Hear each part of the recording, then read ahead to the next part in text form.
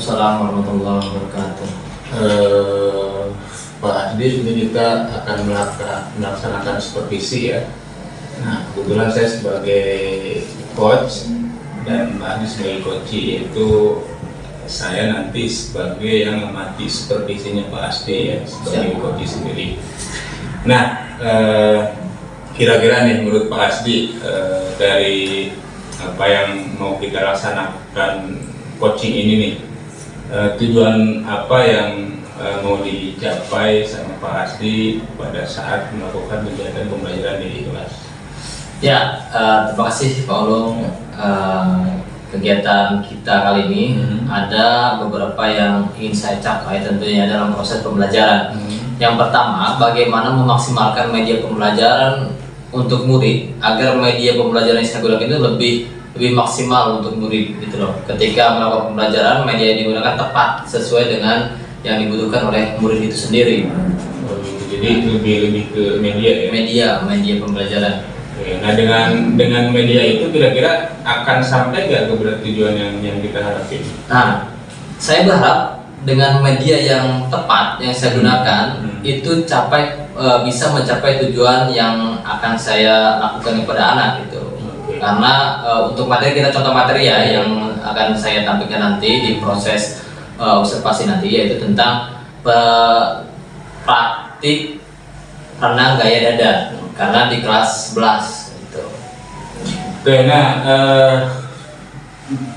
tentu pada saat kita gunain media itu kan perlu strategi ya, agar kemudian anak itu bisa gunain dan tujuan pembelajaran itu sesuai dengan apa yang kita harapkan ya pada kegiatan tersebut. Nah, strategi atau area pengembangan apa tuh yang mau dilakukan sama Pak Asdi sehingga strategi itu benar-benar tepat, anak bisa gunain strategi ya media pembelajaran, kemudian tujuannya juga bisa tercapai. Kira-kira apa strategi atau area pengembangan yang mau dikembangkan sama Pak Asdi? Ya, jadi strateginya nanti ketika proses pembelajaran berlangsung, saya akan membuat pola, yaitu tutur sebaya dan juga diskusi secara kelompok.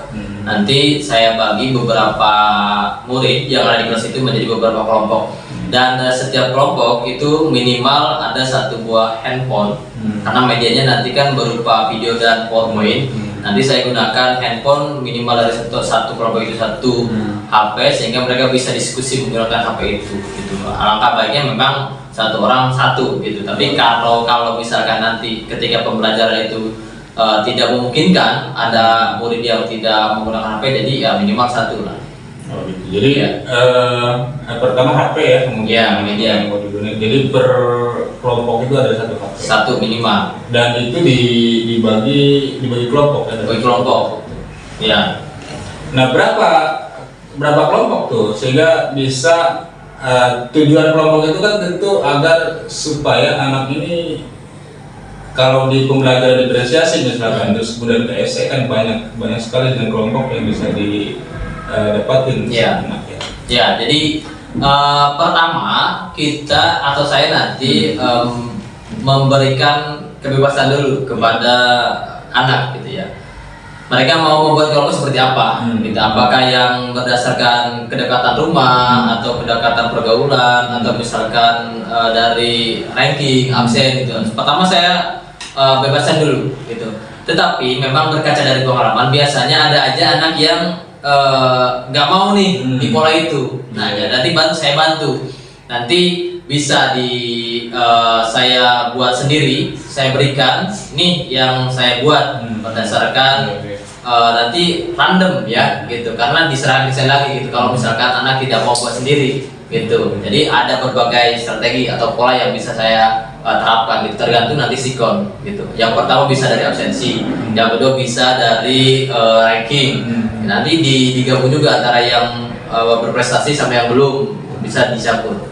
Jadi untuk strategi pengelompokan itu kondisional karena melihat nanti di lapangan anaknya ini seperti apa gitu. Tapi yang jelas saya sudah punya pola, sudah punya pegangan bagaimana nanti situasi yang misalkan ternyata pola A tidak bisa nih, bisa punya pola B gitu dan pola seterusnya. Tapi kan kalau pada saat pembelajaran kita coba pola A, pola B atau plan A, plan yang lain gitu, itu kan akan lebih banyak makan waktu kan.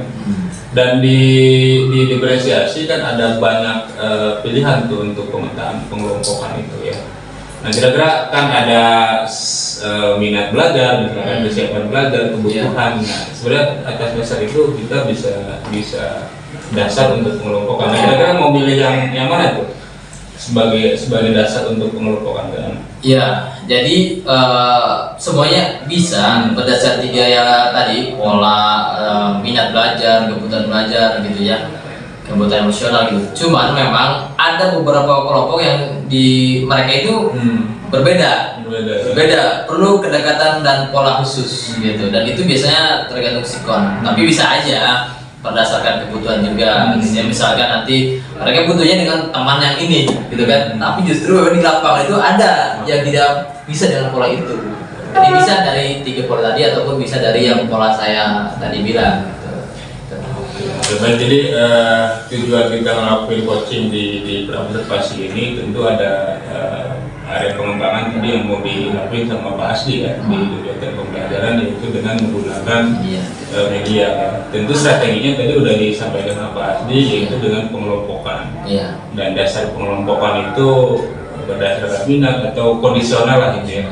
Oke, pasti nanti kita akan lihat ya kegiatan pembelajaran di kelas seperti apa ya. Mudah-mudahan lancar dan sesuai dengan apa yang kita harapkan. Siap. Dan nanti kita akan melakukan pas observasi juga ya, itu sebagai evaluasi nanti kira-kira menurut pasti apalagi ini yang kurang atau apa yang perlu dievaluasi sehingga ini jadi perbaikan. Oke, Pak, terima kasih. Siap. Nanti kita akan lihat ya proses kegiatan pembelajaran di kelas seperti apa. Siap. Terima kasih. Sama-sama. Waalaikumsalam warahmatullahi wabarakatuh. Oke, apa kabar semuanya?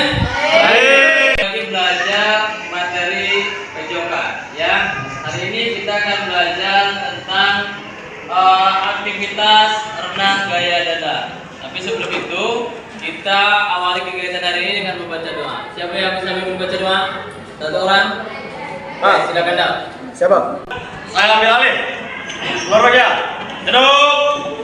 Siap.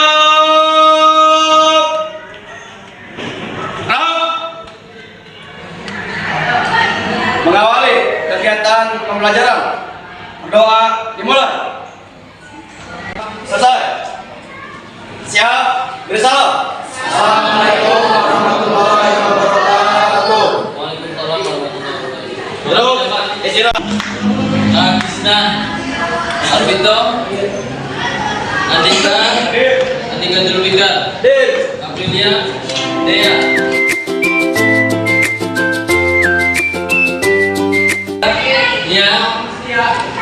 Ganti Muhammad Sarawi.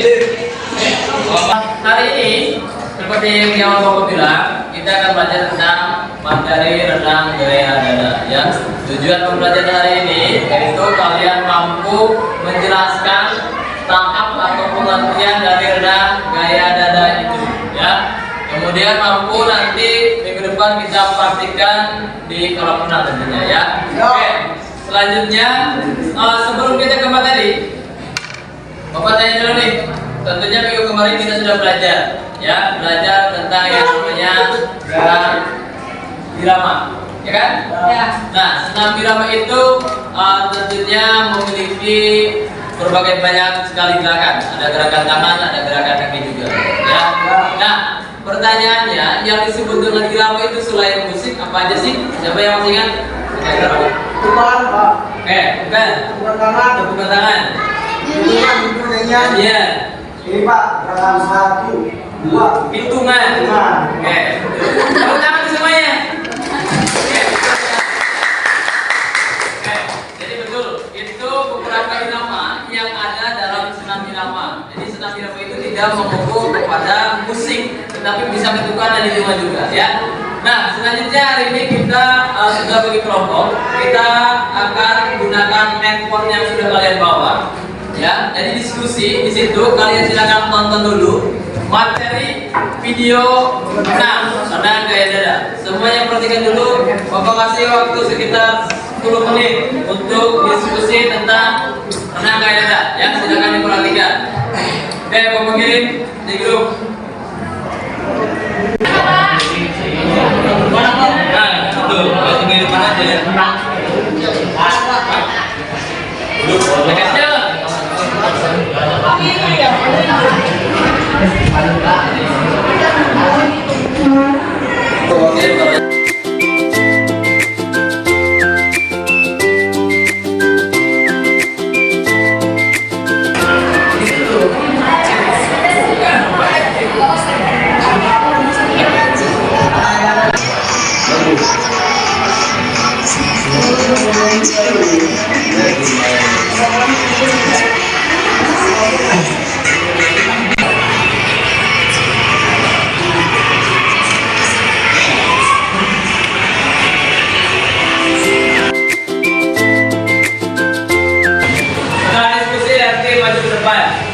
panggilan kelompok. Ya. Terserah mau 2 orang boleh, 3 orang boleh. Ya usah semua. Semua boleh. Jawab. Ada sesi tanya jawab ketika kalian presentasi. Ya, jadi persiapan. Batesnya nanti ada kasih waktu 1 jam atau 30 menit. Siapa yang bersedia maju duluan? Mau semua boleh, mau 2 orang boleh. Bagusnya semua. Bagi itu yang mempresentasikan 1-2 orang, yang mencatat pertanyaan dan pertanyaan 1 orang. Itu bagus juga. Nah.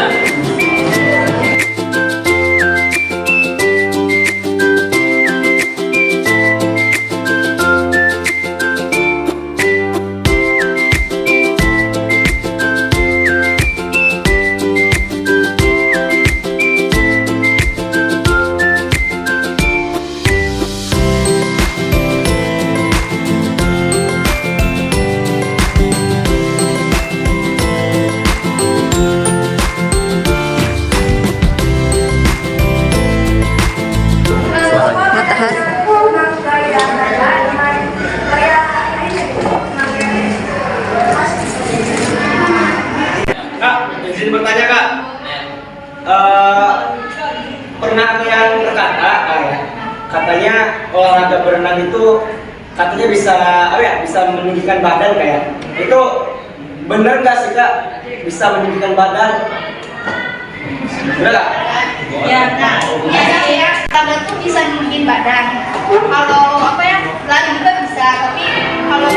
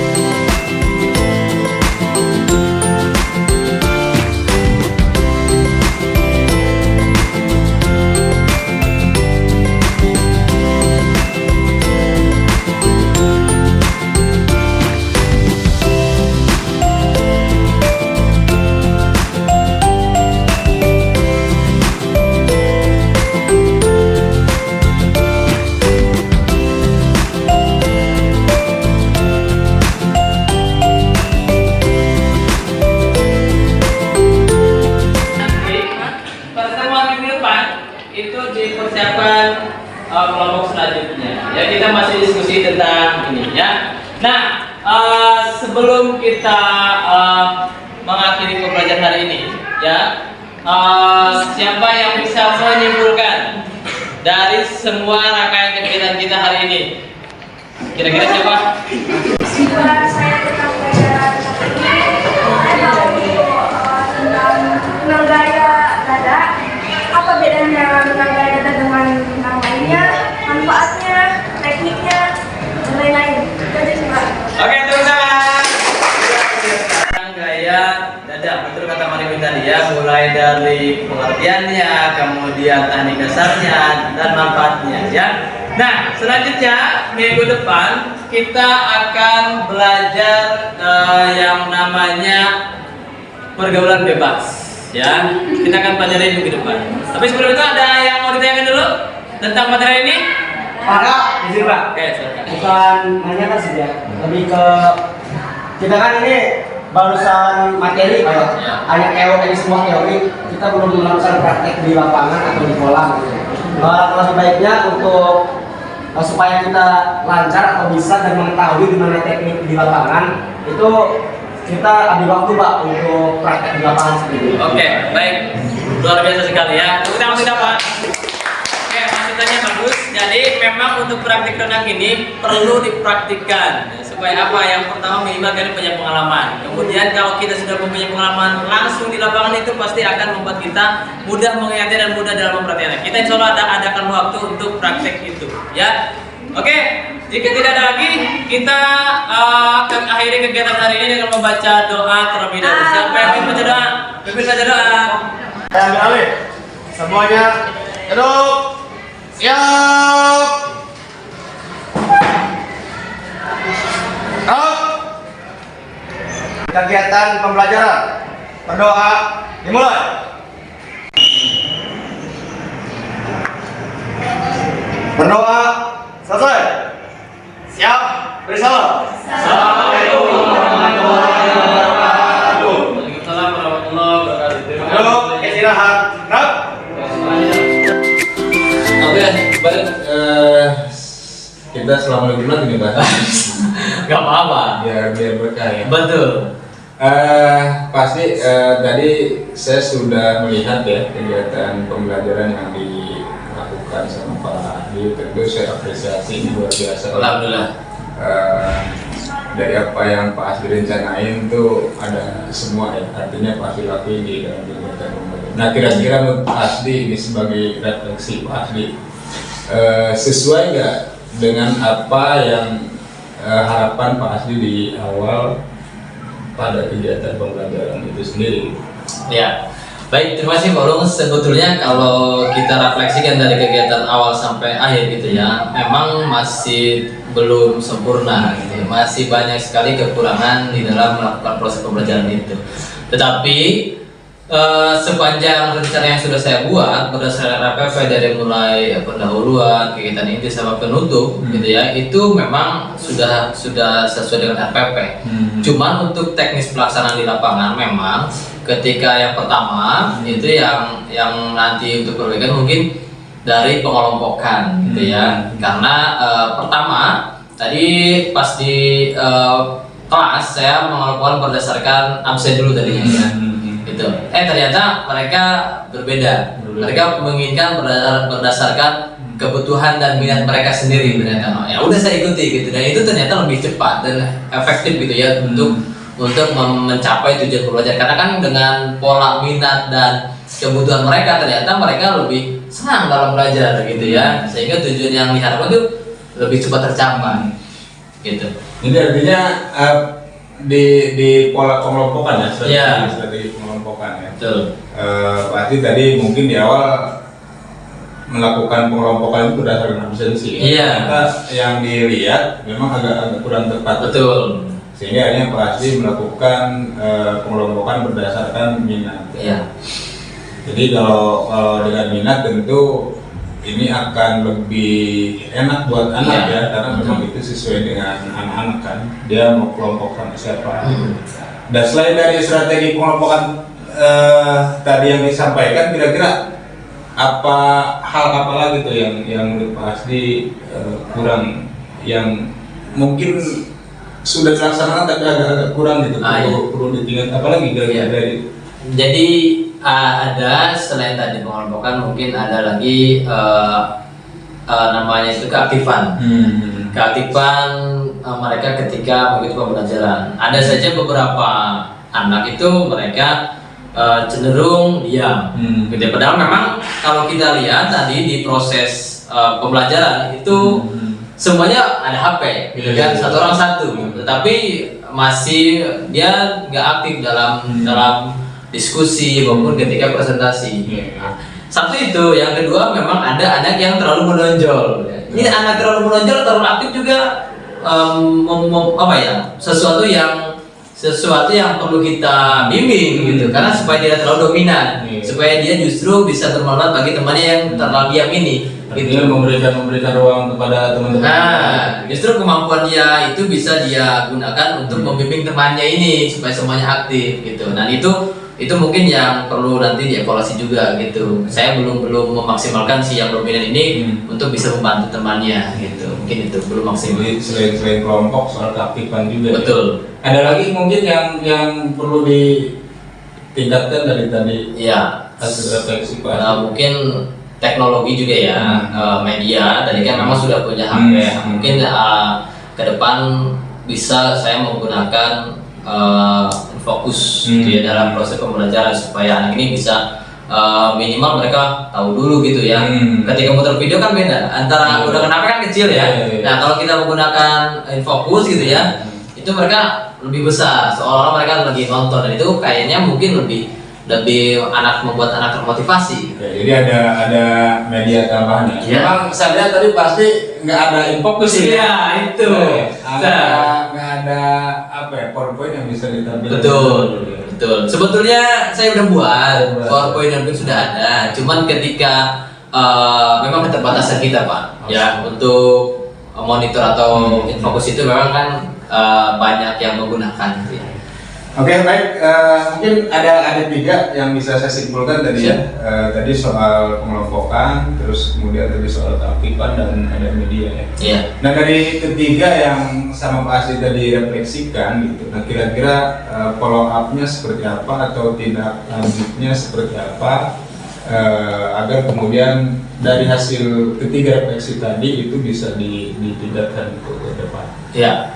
Jadi tindak lanjutnya dari atau evaluasi dari kekurangan yang tadi tentu ke depan saya akan mencoba untuk memperbaiki itu gitu ya. Yang pertama kita menggunakan monitor atau infokus nanti ketika pembelajaran. Kemudian yang kedua ketika pengelompokan mungkin kita di awal sudah membuat atau mengelompokkan berdasarkan minat peserta didik gitu ya.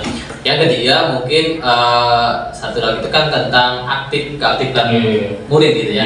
Nah mungkin kita bagaimana mendorong gitu ya agar kita si anak yang tidak aktif ini bisa aktif dengan cara tutor sebaya. Mungkin itu yang akan ke depan saya coba lakukan, coba terapkan di kelas agar pembelajaran yang tadi barusan masih ada kekurangan nanti ke depan sudah bisa dilengkapi lagi gitu.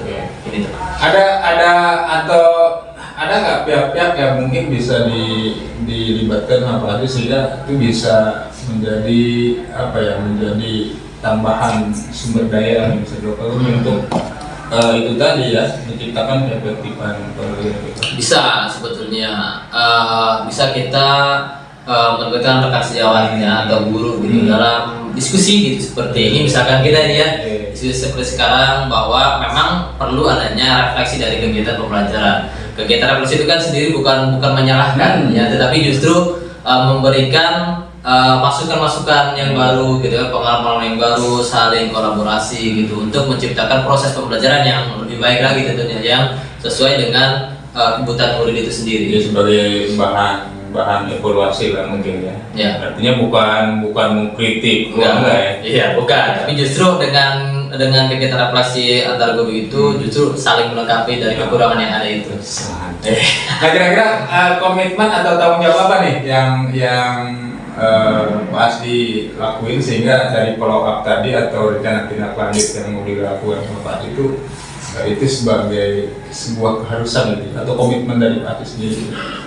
Yang pertama kalau menurut saya tentu saya akan terus belajar. Terus belajar dalam artian mengevaluasi kekurangan-kekurangan yang ada, kemudian meningkatkan kompetensi saya sebagai pendidik gitu ya, agar kompetensi saya dalam mengajar itu lebih baik lagi, lebih sesuai dengan kebutuhan murid gitu. Karena memang kan yang namanya zaman kan terus berubah gitu ya, kebutuhan kan terus meningkat gitu, dan kita juga sebagai guru tentunya harus meningkatkan kompetensi kita dengan berbagai cara gitu ya, bisa dengan kegiatan di kelas, sekarang seminar segala macam banyak. Itu komitmen yang saya akan coba lakukan atau terapkan. Kemudian menerapkan pembelajaran yang sesuai dengan kebutuhan murid gitu, sesuai dengan yang minat murid ini apa gitu. Karena kan kita sebagai guru cuma bisa membimbing atau menuntun gitu ya, selebihnya kita itu ada di murid itu sendiri gitu. Luar biasa. Oke, kita sudah melaksanakan coaching pasti dari mulai pra, terus kemudian pelaksanaan dan sampai hari ini kita pasca. Nah tentu saya ingin refleksi nih dari apa yang kita lakukan gitu ya, dari supervisi akademik ini. Kira-kira menurut Pak Asdi ini yang sudah kita laksanain coaching ini ya, itu apa perasaannya atau manfaat yang mungkin bisa kita dapetin itu apa? Iya, baik. Saya merasa gini ya, pola supervisi akademik seperti ini jauh lebih apa ya, lebih menyenangkan gitu ya. Tidak ada ketakutan gitu. Sekarang perasaan senang. Nah, senang. Karena kan kita bisa ngobrol bareng. Takutnya kalau ada kalimat supervisi konotasi kalau negatif. Iya. Nah ini makanya kan kalau pola yang dulu supervisi itu kan wah ini menegangkan. Kita kan mau dicari kesalahan seolah-olah seperti itu, ya kan? Kita supervisi itu pasti dicari kesalahan, oh kurang ini. Nah ini kan justru tidak. Kalau supervisi kayak gini kan justru kita yang dicari itu bukan kesalahannya, tapi memperbaiki kesalahan itu. Berarti lebih menyenangkan. Nah, lebih menyenangkan, lebih nyaman gitu ketika melaksanakan supervisi akademik seperti ini. Karena kan polanya kita kemitraan, ya kan? Nah kita kan sesama, gak ada gap gitu kan gitu. Selain dari perasaan yang pasti rasakan tadi, ada nggak manfaat atau dengan adanya coaching misalkan jadi terbantu, jadi apa? Oh itu sudah pasti gitu kan, kegiatan supervisi ini kan manfaat sekali. Tapi seperti saya bilang, kalau pola supervisi yang dulu itu kan mencari kekurangan tanpa memberikan solusi, ya kan? Nah kalau sekarang kan supervisi akademik ini yang kita terapkan ini kan justru bagaimana kita memaksimalkan potensi yang ada di kita ini, gitu kan? Solusi apa yang ada kita terapkan, kemudian rencana tindak lanjut seperti apa kita juga sudah ada, gitu. Kalau yang dulu beda sekali, gitu. Dan ini menurut saya lebih menyenangkan, bermanfaat sekali. Gitu. Jadi secara tidak langsung dengan coaching perasaan jadi senang. Ya. Kemudian pasti secara tersendiri bisa berdaya gitu. Betul. Potensi yang ada dalam diri kita itu bisa kita lebih kembangkan dan yang lebih muncul gitu. Tanpa merasa tertekan. Betul. Atau apapun. Iya. Gitu. Oke, baik. Pasti terima kasih atas waktunya ya. Siap. Dengan coaching tadi Pak Adi justru merasa lebih senang, kemudian merasa terbantu dan banyak hal atau alternatif yang mungkin bisa dilakukan sebagai perbaikan ke depannya. Betul. Mungkin sampai di sini kegiatan coaching kita kali ini ya Pak Adi ya. Terima kasih. Assalamualaikum warahmatullahi wabarakatuh. Waalaikumsalam warahmatullahi wabarakatuh. Terima kasih.